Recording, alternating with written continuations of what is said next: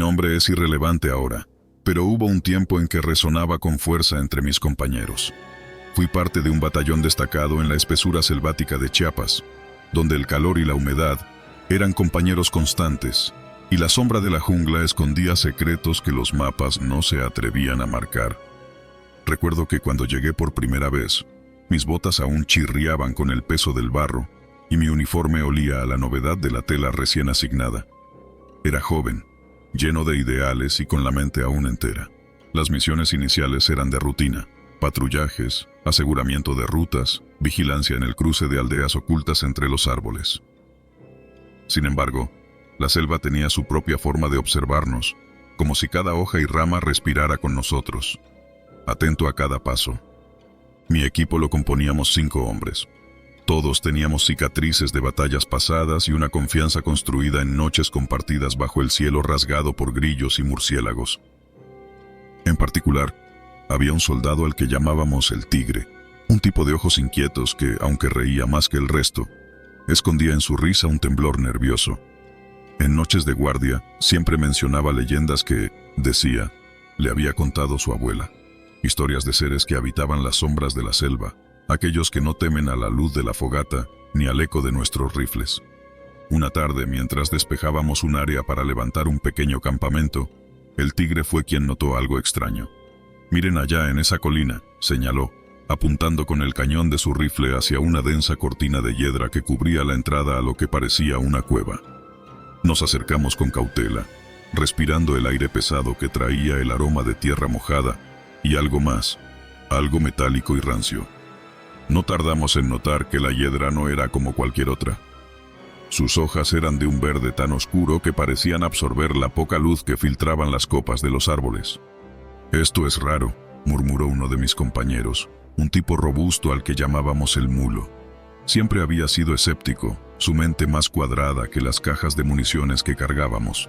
Pero incluso el Mulo retrocedió un paso, como si un viento frío le hubiese acariciado la nuca. «Yo lo reviso», dije, tratando de mantener la voz firme. La mirada del Tigre se clavó en mí, una mezcla de sorpresa y advertencia, pero no dijo nada. Avancé con el cuchillo en mano y empecé a apartar la hiedra, notando cómo parecía tensarse bajo mi toque como un músculo alerta. No pasaron ni 5 segundos cuando un extraño crujido resonó detrás de mí. «¡Cuidado!», gritó uno de los chicos, pero ya era tarde. La hiedra se cerró a mi espalda como un telón hambriento. La oscuridad dentro de la cueva me envolvió, y supe, en ese momento, que no estaba solo. La primera sensación fue el silencio, un silencio tan denso que oprimía el pecho. Intenté gritar, llamar a los demás, pero la hiedra había sellado la entrada de tal forma que ni siquiera el eco de mi voz rebotaba. Di un par de pasos hacia el frente, tanteando con la bota la tierra suelta y húmeda, y sentí el golpeteo de gotas que caían de estalactitas invisibles en la penumbra. «No estás solo, hermano». La voz era un murmullo profundo, tan cerca de mi oído que el sudor frío recorrió mi espalda. Giré bruscamente, mi cuchillo cortando el aire en un arco inútil. No había nadie. «Concéntrate», me dije apretando los dientes hasta que dolieron. Me repetí las enseñanzas del entrenamiento: mantener la calma, analizar el entorno. Pero, ¿cómo hacerlo cuando el entorno mismo parecía moverse? ¿Respirar? Avancé a tientas, mi mano rozando las paredes cubiertas de musgo. Sentía la piel erizarse, no solo por el frío, sino por la idea de que, detrás de cada piedra y sombra, algo me observaba. Llegué a una cámara más amplia, donde un débil resplandor verdoso iluminaba las paredes, como si la roca en sí tuviera venas que brillaban. En medio de esa cámara, una figura alta y flaca, cubierta de un manto de raíces y hojas, permanecía inmóvil. Sus ojos, negros y carentes de pupilas, me perforaron, y un chillido se formó en mi garganta. Antes de que pudiera reaccionar, el sonido de mi voz fue cortado por una risa baja, profunda y antigua. «Siempre vienen», dijo la figura, y su voz era un eco que resonaba en mi cráneo más que en el aire. No recuerdo cuánto tiempo estuve atrapado allí. En algún punto, el hambre se convirtió en un ardor soportable y la sed en una opresión constante. Veía cosas en la oscuridad, sombras que se arrastraban, susurros de pasos detrás de mí. Intenté mantenerme despierto, mi mente aferrada a los recuerdos de las marchas y de mis compañeros. Pero la cueva era astuta, sabía cómo infiltrarse en la cabeza de un hombre. De vez en cuando la risa regresaba, y junto a ella, fragmentos de imágenes, el mulo y el tigre buscando desesperadamente entre la hiedra, la frustración y el miedo grabados en sus rostros. Pero lo peor era la presencia, la figura que no se movía ni parpadeaba, como si fuera la guardiana de un secreto que debía proteger a toda costa. Una noche, si es que la noche existía allí dentro, la voz se hizo tangible de nuevo, pero esta vez no fue un mero eco. ¿Por qué vienes?, preguntó, y la roca vibró a su alrededor. ¿Nadie me envió?, contesté, sorprendiéndome al oír mi voz ronca y rota. Pero estás aquí, donde los caminos no se cruzan por azar, respondió, su tono inquisitivo, como un juez que ya conoce la sentencia. Cuando por fin logré una salida, y aquí mi mente se nubla entre lo real y lo imaginario, la hiedra me dejó pasar sin resistencia. Me encontré de rodillas, jadeando ante un amanecer que parecía tan ajeno que dolía. Mis compañeros estaban allí, pero me miraron con ojos llenos de incredulidad y miedo. El tigre se persignó, y el mulo retrocedió 2 pasos. «¿Cómo?», murmuró uno de los soldados, pero no terminé de escucharle. Miré hacia atrás, hacia el tapiz de hiedra que se mecía tranquilamente con la brisa, ocultando la cueva y la presencia que custodiaba su secreto. En mi pecho, sentí que algo de la oscuridad aún latía, y en mis oídos, una risa apagada prometía que esto no había terminado. Desde entonces, la selva nunca volvió a parecerme solo árboles y tierra.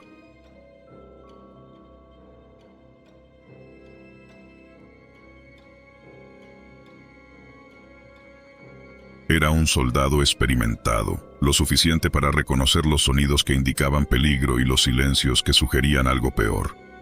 La vida en el ejército me había enseñado que un ojo atento y un oído agudo pueden ser la diferencia entre la vida y la muerte.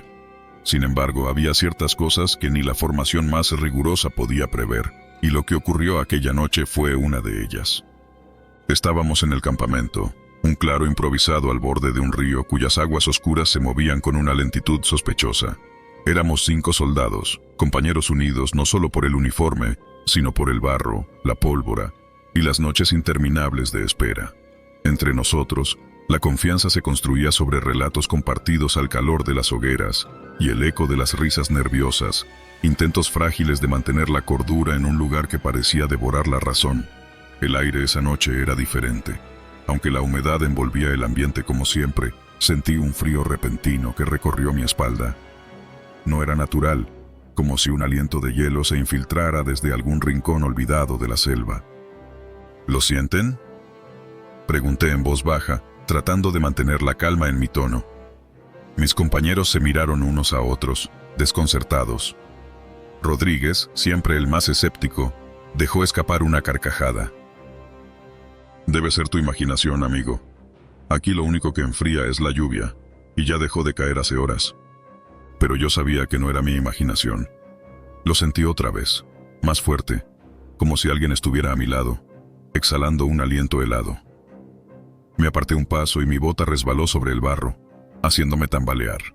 Ninguno de ellos dijo nada, pero pude ver la incomodidad reflejada en sus rostros.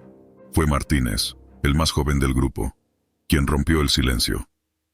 «Voy a revisar el perímetro», dijo con un intento de valentía que no engañó a nadie. La noche parecía haberse tragado la última luz del día y apenas podíamos distinguir los contornos de los árboles en la penumbra. «Ve con cuidado, no te alejes demasiado», le advirtió el sargento, cuya voz firme era un ancla en medio del caos de pensamientos que comenzaba a invadir mi mente. El tiempo avanzó de una forma extraña tras la partida de Martínez, como si el reloj se hubiera detenido en algún punto y luego hubiera arrancado de golpe. 10 minutos, tal vez 20, nadie estaba seguro. El frío regresó, pero esta vez acompañado de algo más, un crujido lejano, un sonido que se mezclaba con el viento y que al principio confundí con el aullido de un animal. Pero no lo era. «¡Martínez!», gritó el sargento alzando la voz sobre el murmullo del río. No hubo respuesta. El campamento quedó suspendido en un silencio absoluto. Hasta el río parecía contener la respiración. Nos levantamos al unísono. Las armas listas, los ojos intentando perforar la oscuridad. Un escalofrío me recorrió de pies a cabeza al ver que la linterna de Martínez estaba tirada a unos metros de nosotros, la luz parpadeando en una débil agonía. Rodríguez fue el primero en moverse. Caminó hacia la linterna y se agachó para recogerla. Cuando se incorporó, un brillo blanquecino llamó nuestra atención. Rodríguez levantó un objeto y lo acercó para que todos lo viéramos. Era una bufanda, una prenda que no pertenecía a ninguno de nosotros. Lo más desconcertante era que estaba cubierta de escarcha, como si hubiera sido sacada de un congelador. ¿De dónde salió esto?, preguntó, su voz temblando por primera vez desde que lo conocía. Antes de que alguien pudiera responder, un murmullo se levantó de entre las sombras, un sonido suave, casi una risa. Los dedos se me entumecieron alrededor del fusil, y sentí como si el frío hubiera penetrado en mis huesos. No me atreví a moverme, no hasta que el sargento alzó la mano en señal de silencio absoluto. «Formación, volvemos al campamento», ordenó con una firmeza que ocultaba el miedo, pero que no lo eliminaba. Comenzamos a retroceder, paso a paso, manteniendo la vista fija en la dirección de la cual provenía el sonido. El eco de las ramas crujientes bajo nuestros pies y la respiración contenida de mis compañeros eran los únicos signos de vida en ese momento. Entonces, la risa se transformó en un gemido largo y profundo, uno que resonaba como el llanto de alguien que ha sufrido demasiado. Miré a Rodríguez y su expresión me confirmó lo que temía. Esto no era una ilusión. Había algo en la selva, algo que se burlaba de nuestra presencia y jugaba con nuestros nervios como un gato con su presa. Finalmente llegamos al campamento, pero Martínez seguía sin aparecer. La bufanda y la linterna eran lo único que quedaba de él, y ambos estaban cubiertos con un frío que no entendíamos. Pasamos la noche en vela, el sargento ordenando guardias dobles mientras las sombras parecían moverse a su antojo. A la mañana siguiente, bajo la primera luz del día, exploramos la zona en un intento desesperado por encontrar a nuestro compañero. Lo que descubrimos nos dejó sin palabras. A unos 50 pasos del campamento, la vegetación se había congelado. Las hojas de los árboles estaban cubiertas de una capa de hielo translúcida que reflejaba la luz del sol como miles de espejos diminutos. En medio de esa helada inexplicable, encontramos una huella, una pisada humana que no pertenecía a ninguno de nosotros, mucho más grande y extrañamente marcada en la escarcha. Miré a mis compañeros y vi en sus rostros el mismo pensamiento. Estábamos siendo observados y nuestro intruso no era de este mundo. No se trataba de narcotraficantes ni de animales salvajes. La selva, que siempre había sido un ente vivo y cambiante, guardaba secretos que ninguno de nosotros podía entender, y habíamos cruzado la línea sin saberlo. Esa noche, al caer el sol, la temperatura descendió bruscamente de nuevo. El frío llegó primero y después la voz.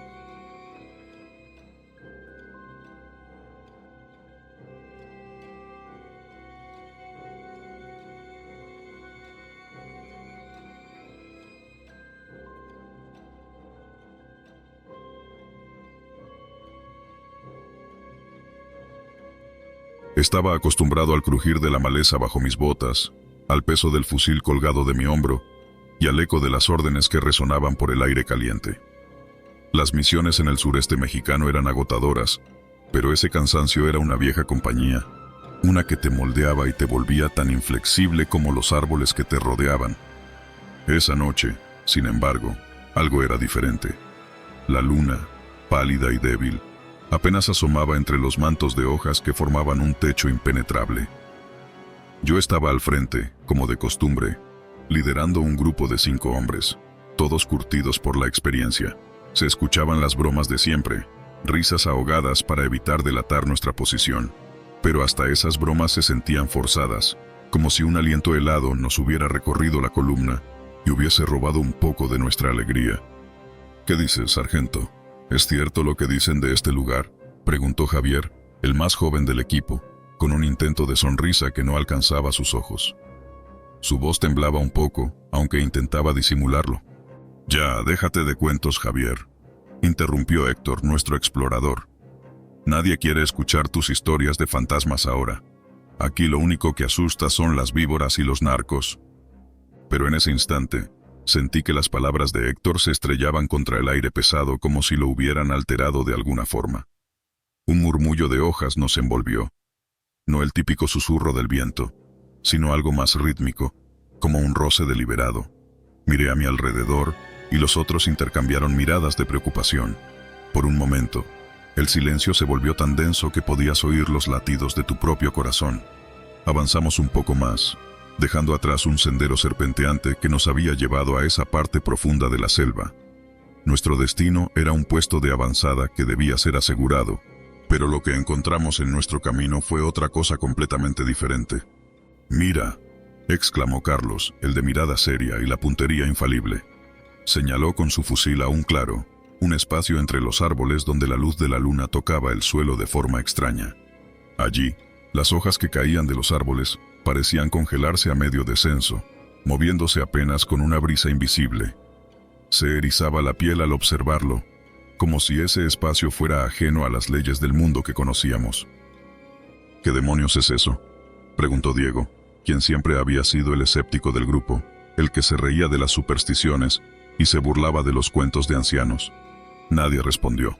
Me acerqué un paso más, respirando con dificultad mientras la sensación de peligro nos envolvía como una garra. Javier, por su parte, se adelantó un poco más. Algo en sus ojos reflejaba más curiosidad que miedo. Dio otro paso, y antes de que pudiera detenerlo, cruzó el borde del claro. El tiempo pareció detenerse. Las hojas se agitaron y un susurro, más parecido a un alarido en la distancia, se alzó por encima de nosotros. El cuerpo de Javier se desvaneció como si hubiera caminado en agua, deformándose hasta que desapareció completamente. Un silencio sepulcral lo sustituyó, y todos quedamos congelados, mirando el espacio vacío donde momentos antes había estado nuestro compañero. «Javier», grité con toda la fuerza de mis pulmones, esperando una respuesta que nunca llegó. Las hojas se movían lentamente, en un baile hipnótico, como si todo estuviera bajo el control de una presencia invisible. Carlos levantó su fusil con la respiración entrecortada. «Esto no es natural, sargento. Aquí no deberíamos estar». «Lo sé», respondí tragando saliva. Mis manos, tan firmes en combate, temblaban ahora como si la temperatura hubiera caído de golpe. «Pero no podemos dejar a Javier». Héctor dio un paso adelante, rompiendo el trance en el que parecíamos estar sumidos. «Tenemos que entrar, pero con cuidado. Lo jalamos y nos vamos de aquí». Antes de que pudiera siquiera decidirlo, Diego se abalanzó hacia el borde del claro, dispuesto a seguir el plan. Tan pronto como cruzó esa línea imaginaria, sus ojos se abrieron desmesuradamente y su cuerpo se sacudió, como si hubiera tocado un alambre eléctrico. En menos de un parpadeo, su figura se desvaneció del mismo modo que la de Javier. El aire se llenó de un eco inhumano, un chillido agudo que parecía venir de todos lados y de ninguno. Héctor dio un paso atrás, pálido como un cadáver. «¡Salgamos de aquí!», gritó, sin ocultar el pánico que lo atenazaba. Pero no podíamos movernos. Era como si las raíces de la selva nos sujetaran las piernas, obligándonos a presenciar aquel extraño fenómeno. Las hojas del claro continuaban su movimiento, girando en un círculo que parecía expandirse poco a poco. «Carlos, apunta», ordené en un tono apenas firme, esperando que algún gesto de control nos devolviera la razón. Carlos levantó su arma, pero antes de que pudiera siquiera enfocar, algo invisible se deslizó por el suelo y se enroscó en su tobillo. Lo vi caer al suelo, arrastrado por una fuerza que no pude identificar. Héctor se abalanzó para ayudarlo, pero en cuanto su mano tocó a Carlos, un escalofrío me recorrió al ver cómo ambos desaparecían, devorados por la frontera del claro. Me quedé solo. El jadeo de mi respiración era lo único que rompía el silencio, que había vuelto más profundo tras los gritos ahogados de mis compañeros. Las hojas seguían su danza, ahora más lenta, como si saborearan el momento. No me atreví a moverme, pero sentí una presión en la espalda, un susurro ininteligible, un roce helado que se arrastraba por mi piel. Retrocedí, sin apartar la mirada del claro. Una figura borrosa emergió entre las hojas, sin forma definida, un juego de sombras que avanzaba hacia mí. Un llanto, tenue pero reconocible, comenzó a llenar el espacio. Era la voz de Javier, desesperada, llamándome. «No es real», me dije, mientras mis piernas finalmente obedecían y retrocedían a trompicones. Pero en mi interior, Sabía que algo terrible y antiguo había reclamado a mis compañeros, y, tal vez, el alma misma de la selva los había hecho suyos. El claro desapareció tan rápido como lo habíamos encontrado, tragado por la oscuridad. Yo corrí sin rumbo, hasta que las primeras luces del amanecer me encontraron solo, con el eco de las hojas aún susurrando sus secretos entre las sombras.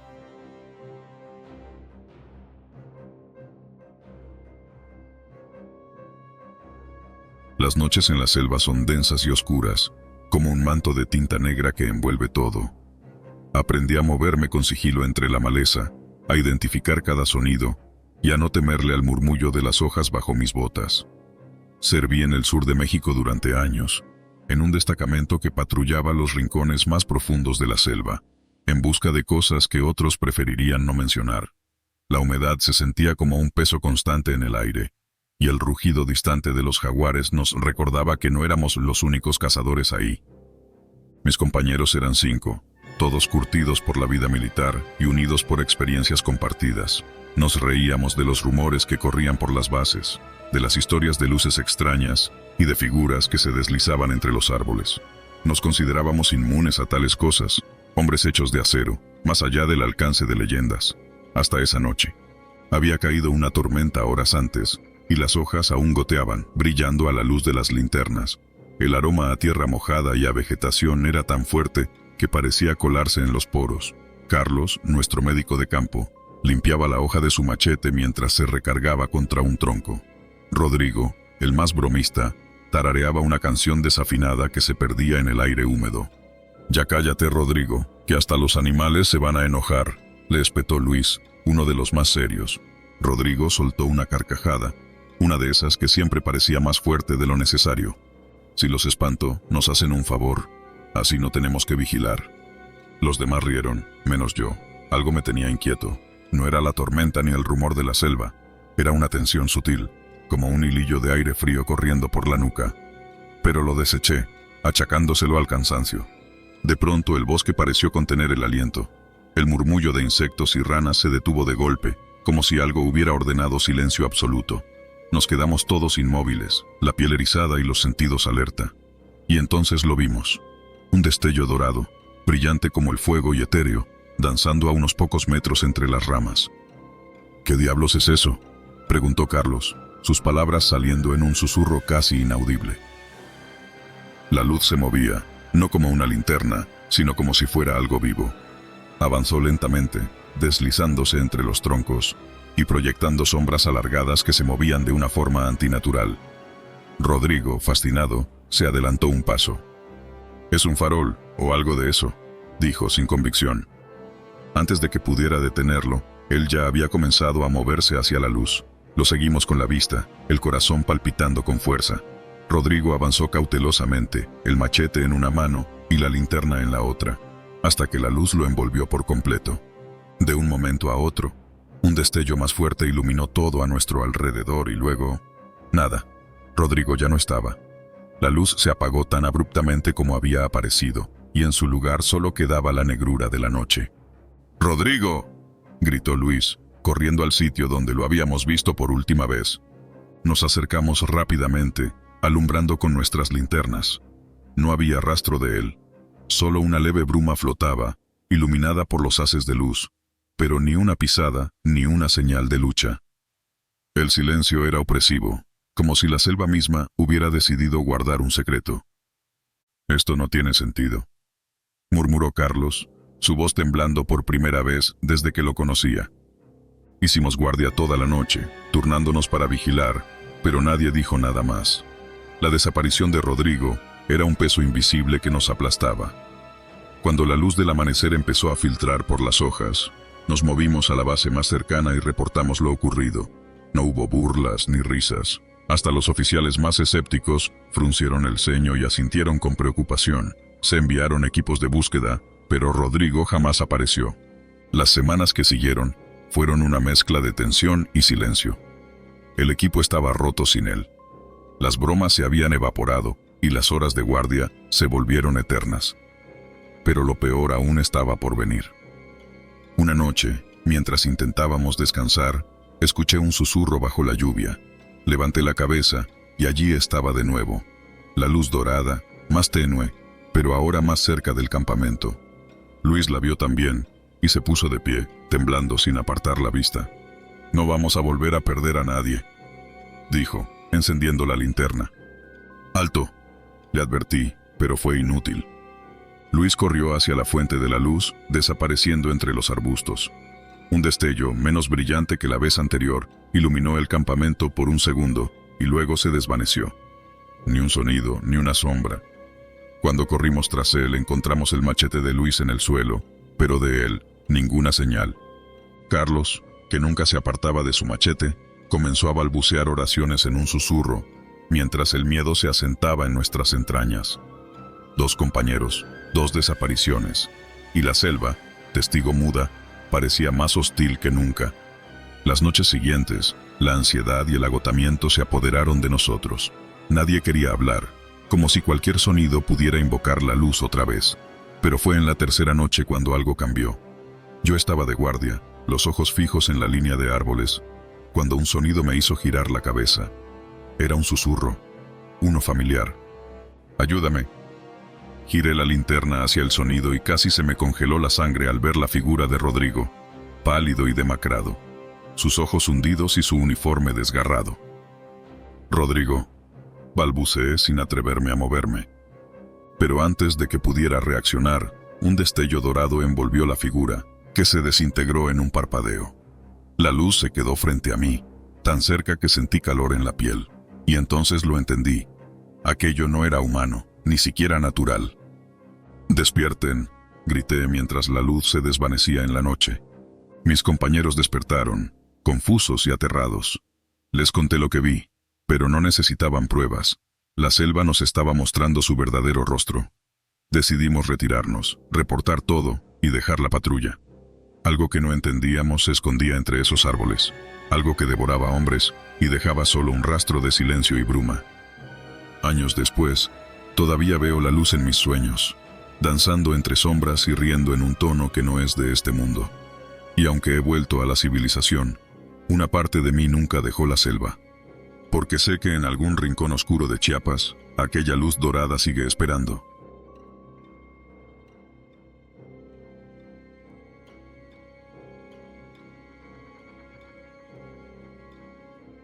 El sonido monótono del helicóptero era lo único que rompía el manto de la noche mientras nos acercábamos a la espesa selva de Chiapas. Era una misión rutinaria de patrullaje, o al menos así lo pintaban los superiores. Pero algo en el aire aquella noche, en el peso de las miradas y el pulso acelerado de cada uno de mis compañeros, me decía que las cosas iban a ser distintas. Fui soldado desde muy joven, siguiendo los pasos de mi padre, un hombre de manos callosas y mirada de acero. Aprendí temprano que la selva no perdona y que bajo su techo verde esmeralda se ocultan no solo enemigos de carne y hueso, sino secretos y presencias que desafían la razón. Era el mejor rastreador de mi unidad, y esa noche, esa maldita noche, me enorgullecía de que mis habilidades fueran reconocidas. Había un compañero, el más experimentado de nosotros, con el que siempre había tenido un vínculo especial. Lo llamaré simplemente el Viejo, para mantenerlo en el anonimato, aunque no lo era tanto en años, pero sí en alma. A menudo me decía, con un cigarrillo colgando de la comisura de los labios: «Mira, muchacho, en esta selva, los pasos que das no solo te llevan a ti, hay otros que los siguen, y si no tienes cuidado, te alcanzan antes de que puedas darte cuenta». La misión comenzó de forma tranquila, con el habitual crujir de ramas y el coro distante de los monos aulladores. Pero algo cambió cerca de la medianoche. Los sonidos de la jungla se apagaron de golpe, como si un manto de silencio sepulcral hubiera descendido sobre nosotros. Di la señal de alto y todos obedecieron. El Viejo, siempre observador, murmuró: «La selva ha dejado de cantar, chico. Escucha bien. ¿Lo sientes?» Lo sentía, claro que lo sentía. Una opresión en el pecho, un cosquilleo en la nuca, un miedo primitivo que ninguna bala ni entrenamiento podía disipar. A lo lejos, entre la densa niebla que se levantaba desde el suelo húmedo, vislumbré un destello, un movimiento imperceptible, como si alguien se deslizara entre las sombras. Sin esperar órdenes, avancé unos pasos para investigar, dejando atrás al grupo. El viejo me miró con desaprobación, pero no me detuvo. Sabía que era parte de mi naturaleza. La maleza se cerraba sobre mí, tan densa que parecía un túnel de hojas y raíces. De repente, lo que hasta entonces había sido un camino de rastros visibles y quebraduras de ramas, desapareció. Me quedé quieto, los sentidos alertas, y entonces lo vi. Una figura borrosa, cubierta por lianas y barro, que me observaba a una distancia indeterminada. Tenía ojos que relucían con una luz propia, un brillo que nunca había visto en ninguna criatura. «Muchacho», escuché al viejo, pero su voz sonaba lejana, como un eco atrapado en una caverna. Volteé para responder, pero cuando giré la cabeza, la figura ya no estaba, y en su lugar, solo el silencio absoluto. Continué avanzando, el sudor resbalaba por mi rostro, y la sensación de que alguien caminaba detrás de mí se hacía cada vez más insoportable. Miré hacia atrás más de una vez, pero no había nada, solo el susurro del viento moviendo las copas de los árboles. Horas más tarde, al amanecer, mis compañeros encontraron el rastro abruptamente interrumpido. Las huellas de mis botas terminaban en una mancha oscura de tierra revuelta, y ni el viejo ni los demás podían entenderlo. Uno de los soldados, con las manos temblorosas, señaló la marca en el suelo. «No hay más señales. Es como si hubiera desaparecido», susurró, sin querer pronunciar las palabras en voz alta. El viejo, con la mirada fija en el punto donde mis pasos se detenían, sentenció: «La selva lo ha reclamado, pero no todo termina cuando desapareces en ella». Lo que siguió fueron días de búsqueda febril, llamados en la radio que solo devolvían estática. La tensión creció entre los hombres. Algunos comenzaban a murmurar sobre las historias de la tribu local, los relatos de los antiguos cazadores sobre la Teyuna, el espíritu errante que protegía las entrañas de la selva. Nadie quería creerlo, pero todos lo temíamos. Una noche, mientras el grupo intentaba dormir bajo el refugio improvisado de hojas y redes, un grito desgarrador rompió la noche. No era el rugido de un jaguar ni el lamento de un animal herido. Era humano, y reconocieron mi voz en él. Despertaron sobresaltados, buscando el origen entre la oscuridad. El viejo, sudoroso y con el arma en alto, gritó: «Muchacho, ¿dónde estás?». La respuesta vino en forma de un susurro, arrastrado por el viento: «Aquí, pero no me vean, o los cazará también». Aquello fue suficiente para sembrar el terror en los corazones de los hombres. La selva volvió a abrir su boca hambrienta, y por un instante, pareció que me tragaba de nuevo. Sin embargo, no era yo quien se enfrentaba a esa oscuridad. Era lo que había quedado de mí, o lo que la selva había dejado salir. Lo que siguió fue una serie de extrañas visiones. Mis compañeros reportaron sombras en la periferia de sus antorchas, pasos que crujían en círculos, como si algo jugara con ellos, siempre a punto de saltar. La locura empezó a consumir a algunos, y las supersticiones de la selva se afianzaron. No pude volver a aparecer del todo, pero el viejo supo que aún estaba allí, entre ellos y con ellos. Lo sentí cuando dejó caer el arma y dijo, como si hablara al vacío: «Si eres tú, chico, deja que te llevemos a casa, no nos hagas esto». Pero la selva no se equivoca. Una figura se deslizó por las sombras detrás de él y le susurró al oído una última verdad antes de que su grito se uniera a la cacofonía de la selva. Nadie volvió a salir de allí con la cordura intacta.